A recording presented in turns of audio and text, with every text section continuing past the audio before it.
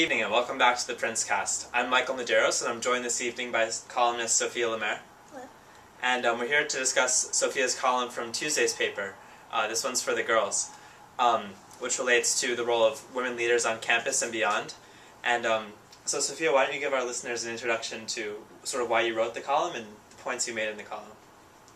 Well, I wrote the column because this week in the Prince they talked about the conclusions drawn by the committee that they formed last year to talk about why women seem to be not showing up in certain leadership roles like Eating Club presidents and USG. Those were the ones that they talked about most. In my column I said that we should think a little bit about like our personal responsibility to try to be involved in different things instead of only looking at the kind of institutional pressure that keeps women out of things. Because like taking the initiative to go into an area that you maybe don't find a lot of women in will help like to even out the playing field a little bit.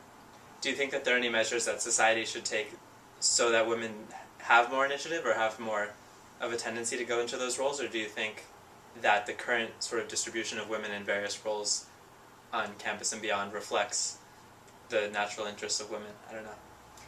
I think that's kind of a tough question, but I do think that talking about it is good because sometimes people will shy away from doing things because they're just like, oh, well, you know, maybe I'm just not good at it. But when you look at these things and you're like, women are really underrepresented in these certain areas, people think about maybe trying something new. Like, they're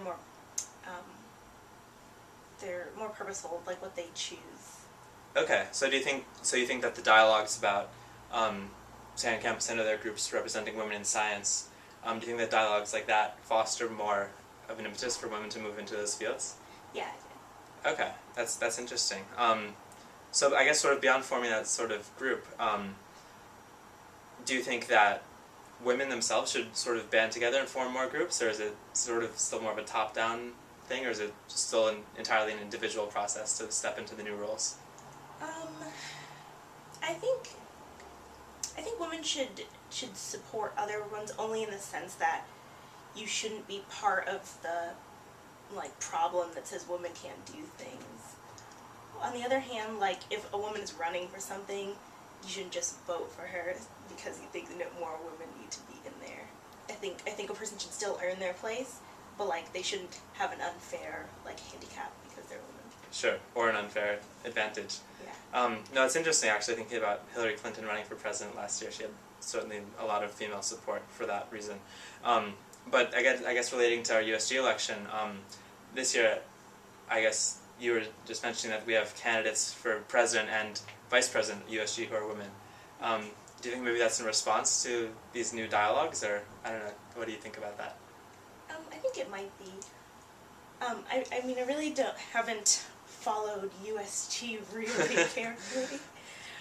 I think that it probably fluctuates naturally, like what kind of people run for the different positions. But I do think that having all this discussion about it would probably got some girls thinking about whether they want to run or not.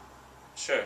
So another thing you mentioned in your column was that women are probably overrepresented in more behind-the-scenes type roles. I was wondering, I guess, what examples of that you meant by behind-the-scenes roles? I guess the other articles that were in the Prince kind of talked about people, I don't know, doing things that were more like organizational instead of being like the president of something. They might be the secretary or the treasurer, like kind of things that keep things running but are not about being in charge. Okay. I guess, interestingly, how does that relate to women in science? I know you're a mechanical engineering major. What sort of dynamic do you think that creates in terms of both leadership positions and research positions for women in science? I think sometimes it's probably challenging for women in science because to do research and things, you need to kind of be in charge of your own research. And like you need to be able to take that leadership position of to kind of like own your own work, and also to be in charge of people who work with you. Okay. So you think, again, that this is a problem that can be solved by women taking the initiative themselves, sort of to step into those roles? I think that sometimes that can be a more, like the social aspect of that can be more significant, because sometimes women who are in engineering and science find that their male colleagues don't cooperate with them, Right. and that can like actually hinder your research. No, certainly. I think there are definitely more educational steps that could be taken for both genders in science. Anyway, well, I think that about wraps up our time for today. Sophia, thanks for coming, and thank you for listening. We'll see you again next time on the PrinceCast.